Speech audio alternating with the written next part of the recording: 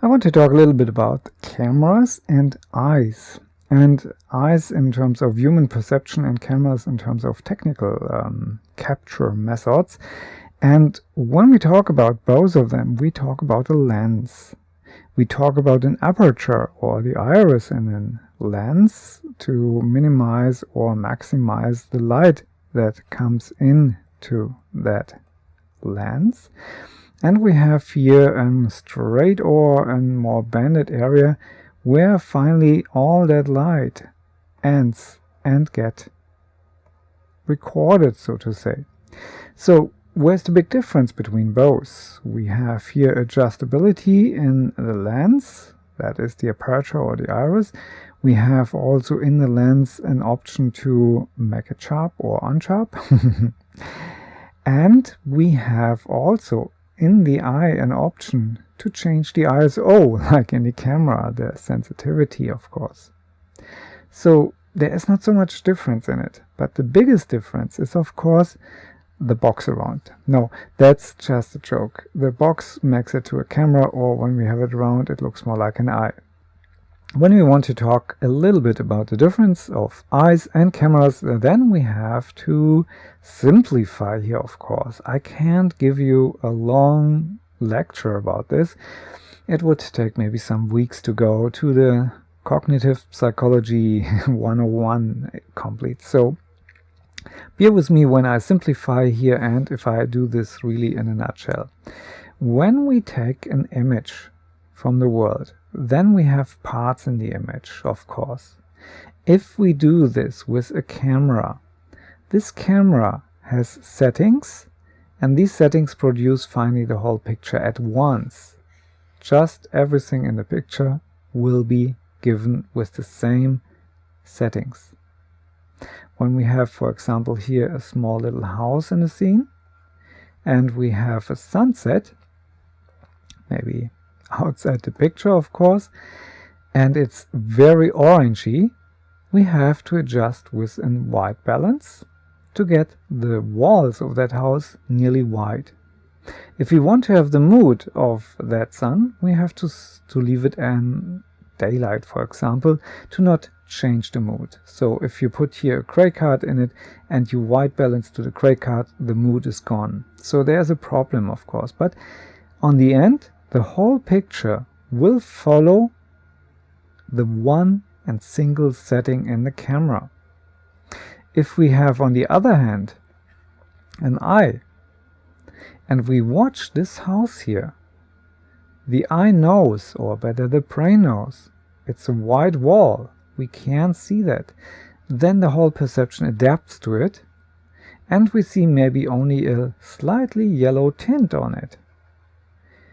And so we adapt to a situation. When we go then to a different place, and whatever this object here would be in the scene has a different color, maybe a dark green, and a red wouldn't really work, then it goes really dark.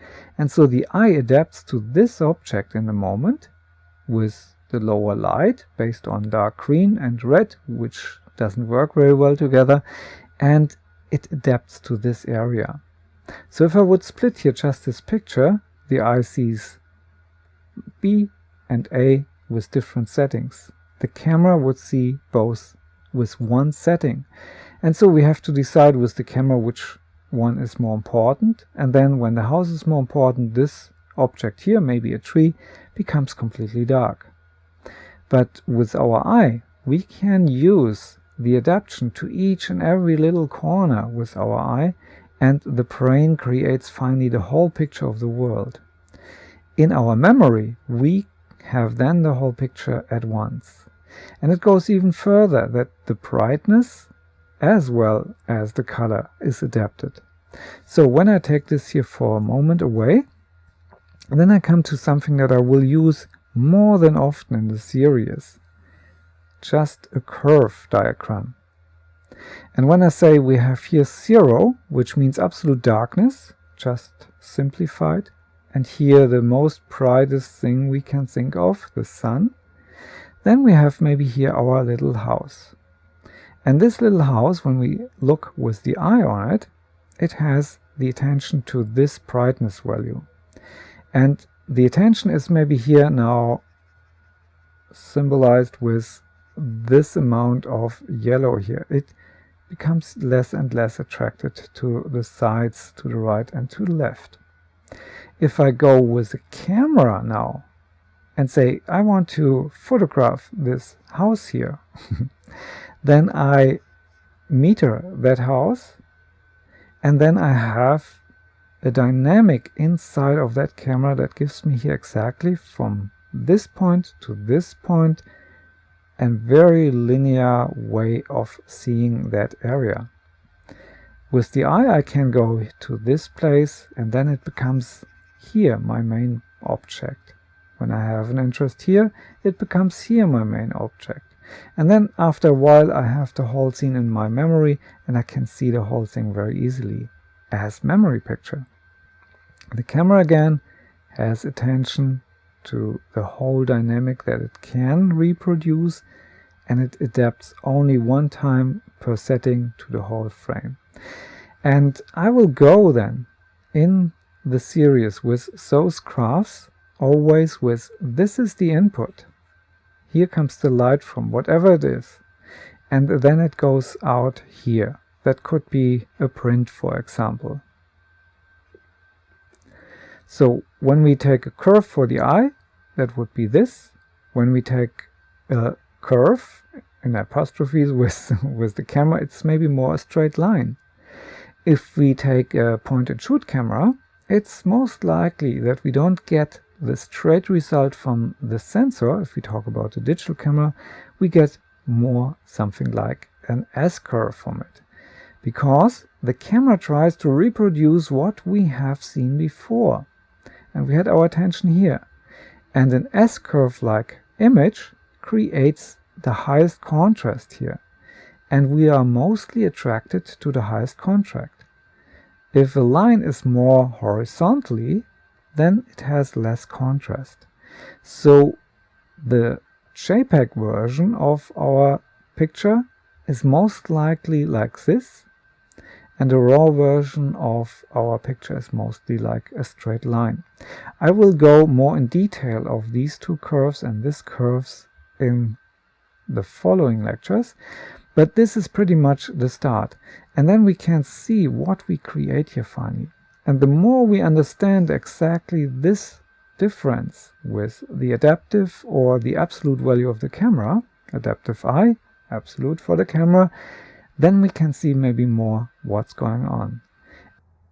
When we talk about all of this, we need to summarize what we have seen. And the idea of this episode was to make clear that we talk about the option of the eye and the camera, so to say. So the idea is, of course, that we store the information in the brain. Okay, this is maybe a very weird brain here, but you get the idea. Or we store the information on a chip in the camera. This connection here has a complete different mechanic than this combination here. And to make it clear what we need for 3D, we need to understand that the eye-brain combination plays sometimes tricks. And the simple idea is here to separate between, and the simple idea is the difference between a locally adaptation and globally adjustment. The eye produces finely out of many little pieces, always adjusted to the targets that it has at the moment, and picture of the whole world. The camera triggers once, and then we have a globally adjusted result. And for 3D work, we don't need anything locally adapted. We need a globally adjusted image. And so in 3D, for image-based lighting, for anything that we use, we can't use any products of locally adaptation, which is tone mapping in a nutshell. So in the moment you have HDRI, we need to work with pure camera data, nothing that we adjust based on our perception. That was the target here of this episode. See you in the next one.